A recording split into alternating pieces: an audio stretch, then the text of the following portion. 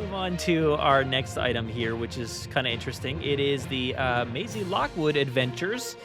This is number 1, Off the Grid, by Tess Sharpe. Tess Sharpe returning to the Jurassic Book Club, I guess you could say, with a Maisie Lockwood adventure.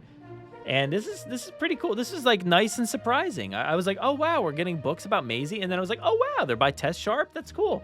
Tess wrote the Evolution of Claire, which I enjoyed. I thought it was pretty cool. It's not as intense as the Crichton stuff, but it's not meant to be. And it's a little off of some of the canonical things if you want, if that matters too much to you. But still, I thought that was a great book.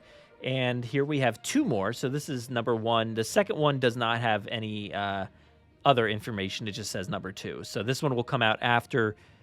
I think they both come out after Dominion. This one comes out in August 30th, and this one comes out. The first one comes out June 14th. So just days after Jurassic World Dominion. So that's pretty cool. This is a middle grade book. It looks like ages 8 through 12, or grades 8 through 12. No, it can't be grades. I don't know what that means. Maybe it is. I have no idea. But let's dive into the content of the book itself. It says, this action-packed middle-grade novel features Maisie Lockwood on all new adventures along with everyone's favorite dinosaurs from Jurassic World Dominion, roaring into theaters June 10th. Universal, is this any information here?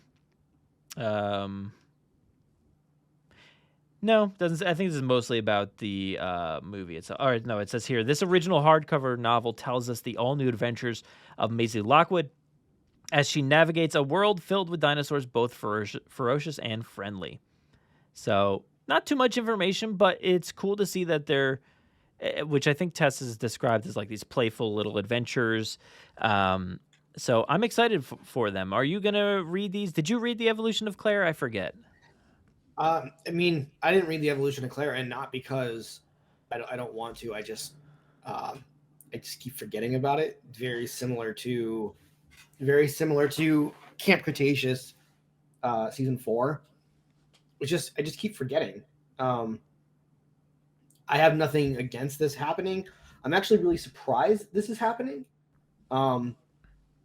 Because I didn't think The Evolution of Claire, we never saw a paperback of Evolution of Claire, so I kind of made the assumption that means it didn't sell well to really justify doing this. But that is fair. I thought the same thing. I was like, The Evolution of Claire just kind of came and went.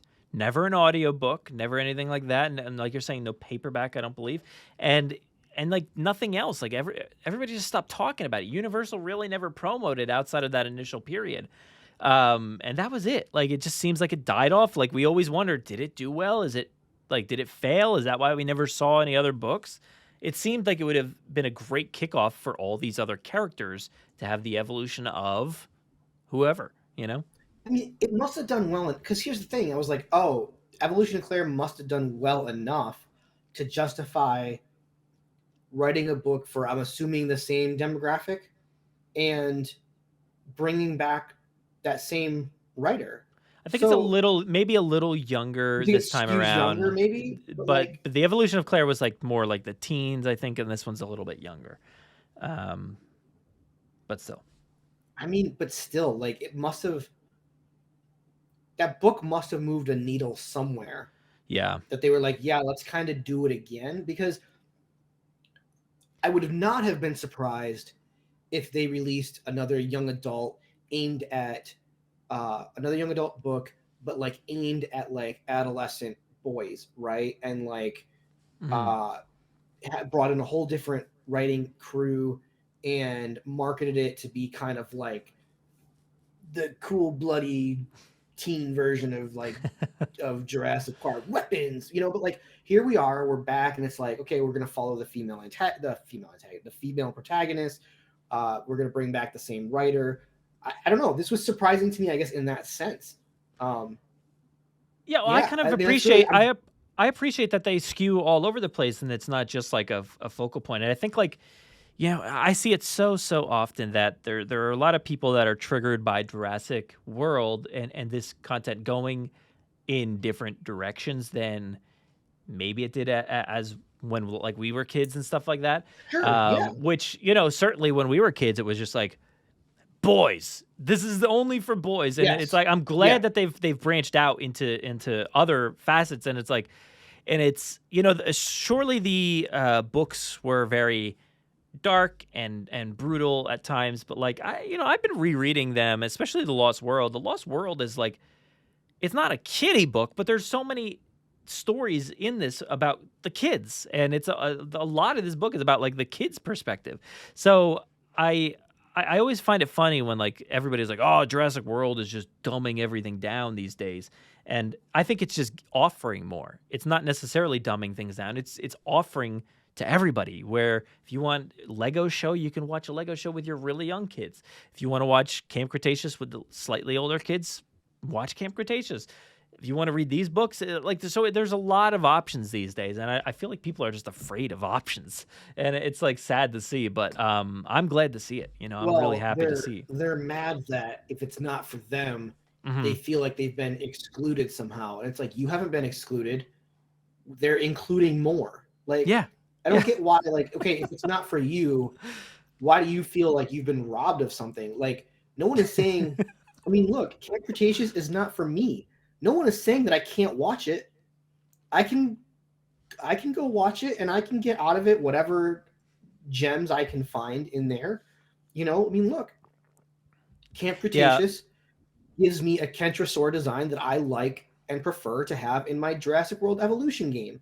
Like, yeah, yeah. just because the show isn't I for me, there are gems in there to find as a I was fan. actually pretty surprised because I remember when you made that comment about, oh my god, look at this Kentrosaurus, and I was like, wait, but don't you just not like that season? Like you haven't even finished watching it. But I was like, so okay, Yeah, you can pick and choose. Like you can actually like there, take what you want. I regret that when I came across this Kentrosaurus toy, I regret that I only could kind of get one at the time. Yeah, Like I think it's a great one. That Kentrosaurus design uh feels like it belongs in Jurassic Park.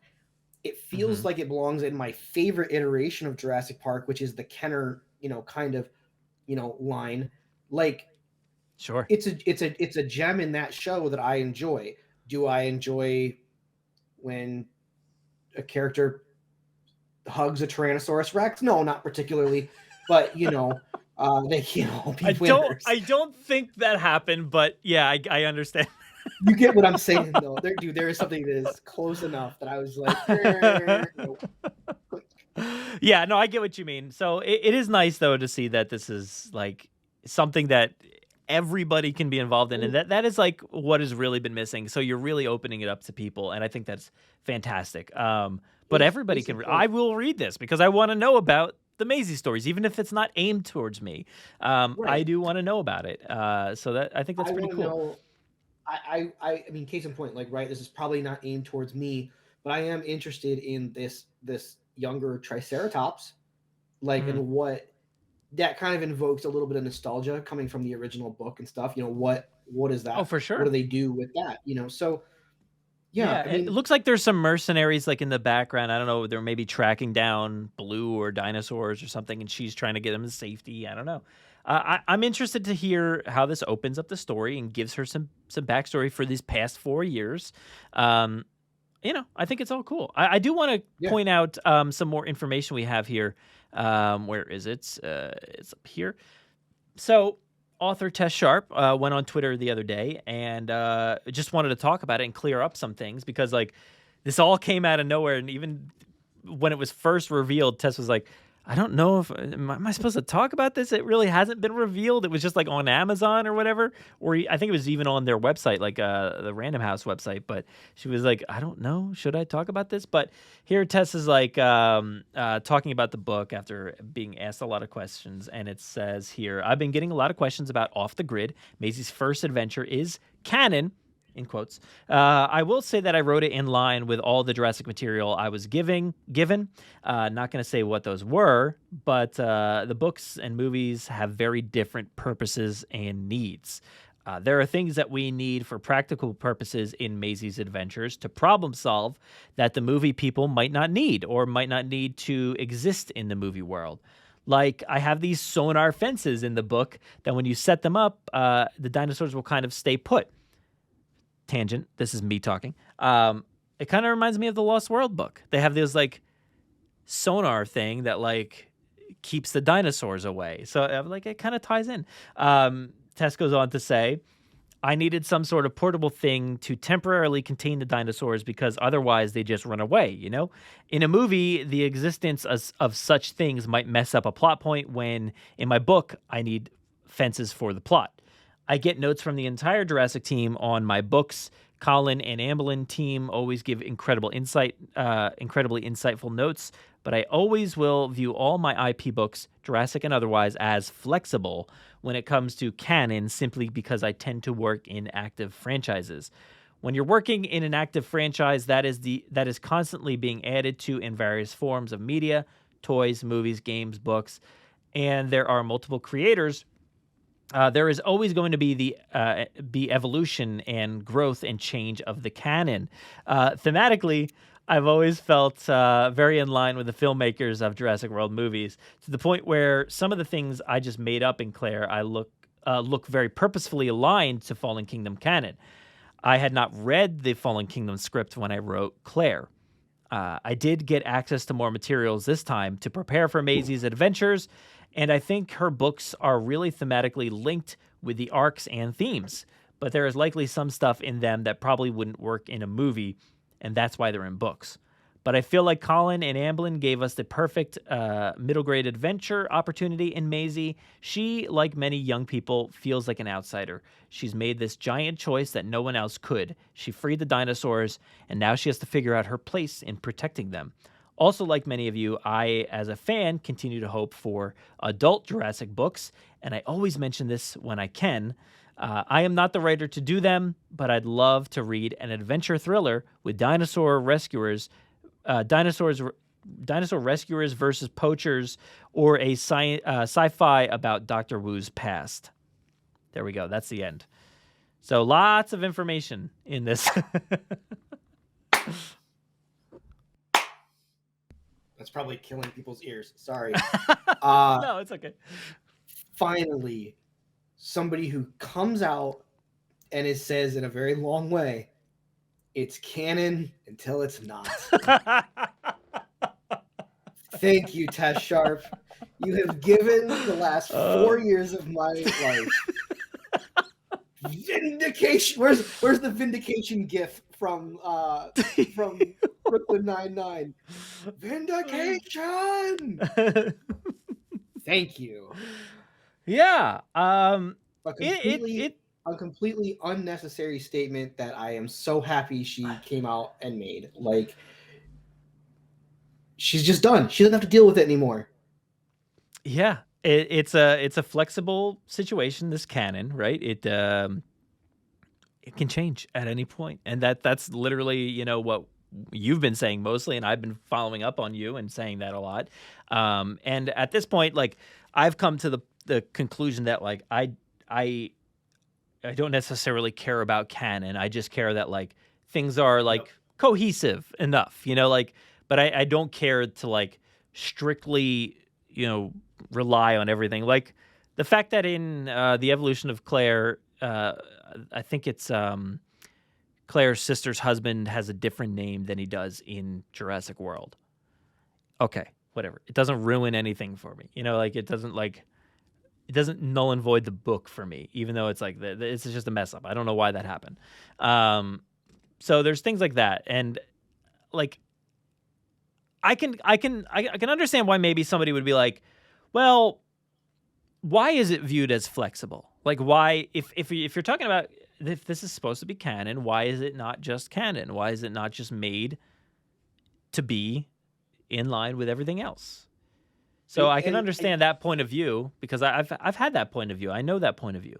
But like at this point, I'm like, just whatever, you know, just make it whatever, because I'm with it's you. not like they're gonna touch on this point of time. I don't think ever again, you know, like I so. I'm with you. I very much wish that they wanted to. I wish that they wanted to invest the time, the money, the manpower to kind of create this cohesive universe, but Mhm. they have basically clearly said in so many different ways, other than just coming out and saying it, which is we're interested in making dinosaur content, and we need to make dinosaur content for years to come as best that we can, and we don't want to be limited to a map.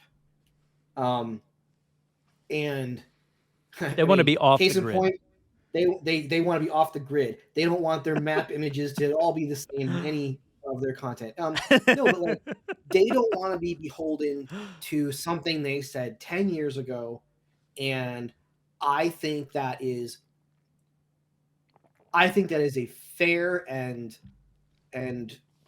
I just think that's fair. I think that eventually the Star Wars and Marvel properties are going to have problems based on all of this.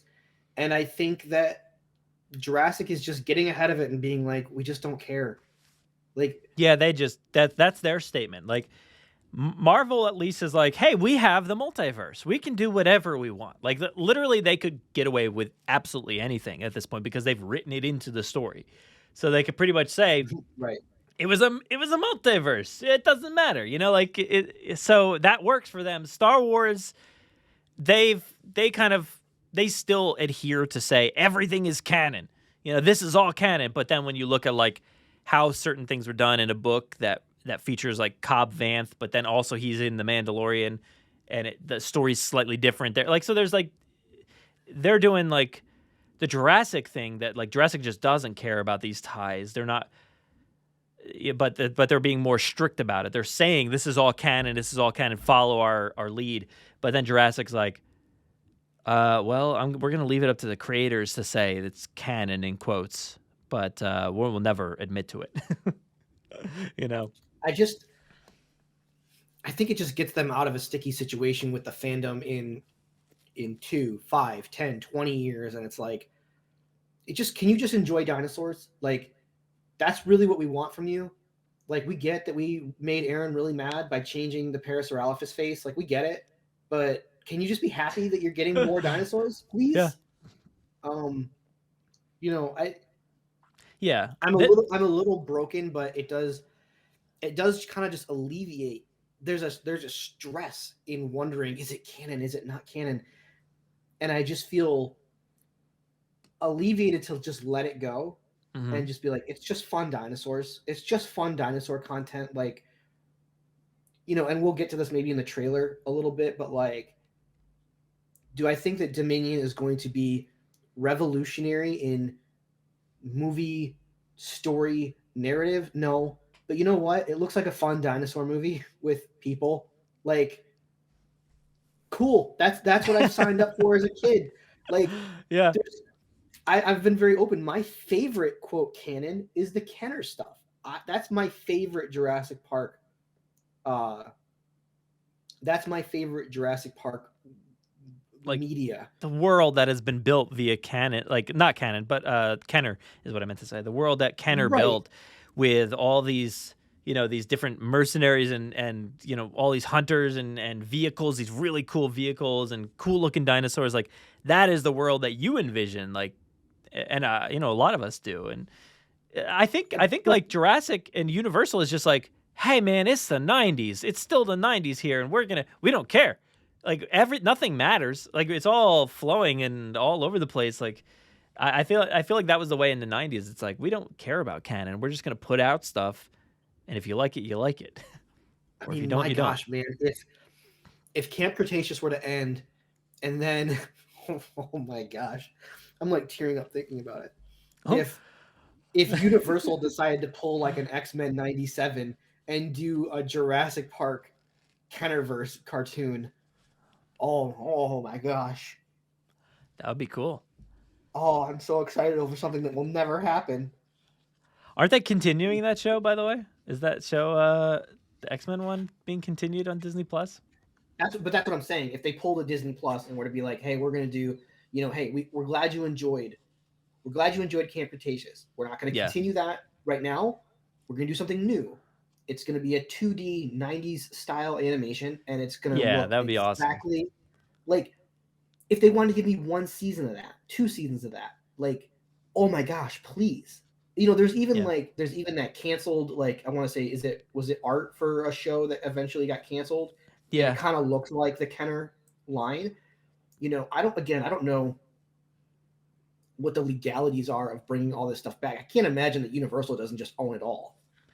But Yeah, I have no idea. But yeah, that would but be anyway, awesome, so I dude. guess Like, I guess what I'm saying is, like, if we're not going to have hard canon, then let's just throw it all away. Like, let's throw the word out of the dialogue, right? mhm. And let's just have fun with Yeah. Jurassic at this stage, because I think that's what Universal wants, and I think that's what we just kind of need to Yeah. be I wish prepared there for, were to have fun. I kind of wish they would just say that to all the creators of this thing, and I wish Colin would kind of come out and say, not soft canon, but he would just say it's off the table. Like, it's not, we're just making content. We're just making stuff. I think that would ease the situation a lot more, and tell the content creators like Jurassic World Live Tour or Tess Sharpe or whoever, Mattel, anybody, Camp Cretaceous, DreamWorks, like, tell them to not talk about canon. We don't talk about canon. No, no, no. You guys know the song. Well, he Like, was we're gonna very make it. clear.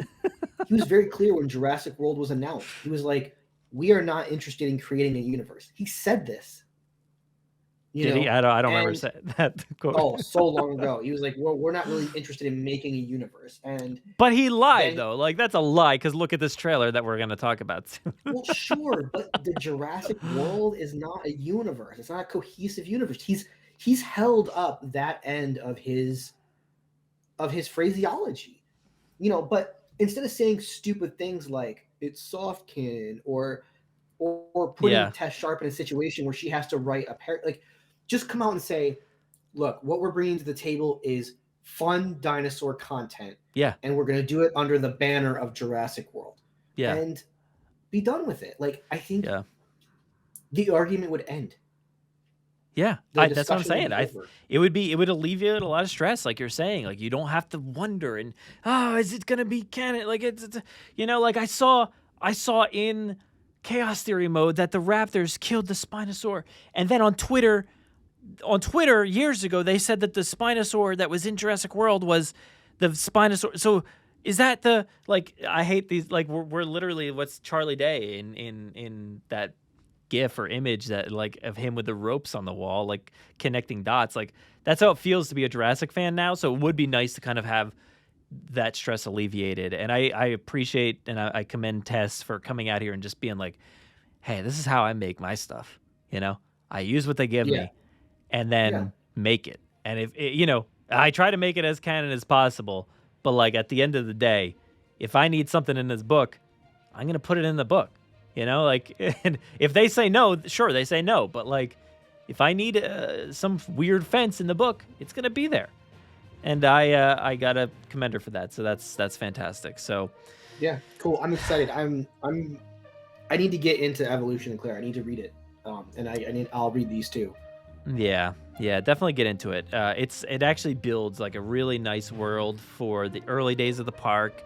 Lots of cool stuff with Ms. Ronnie and Dr. Wu, and I think it's fun. I think it's really cool. I think it's a great book. So that is the Maisy Lockwood Adventures. Pretty cool. I'm gonna be diving into those as soon as I can, and hopefully we can talk to Tess about this sometime in the future. That would be nice. But let's move on to our final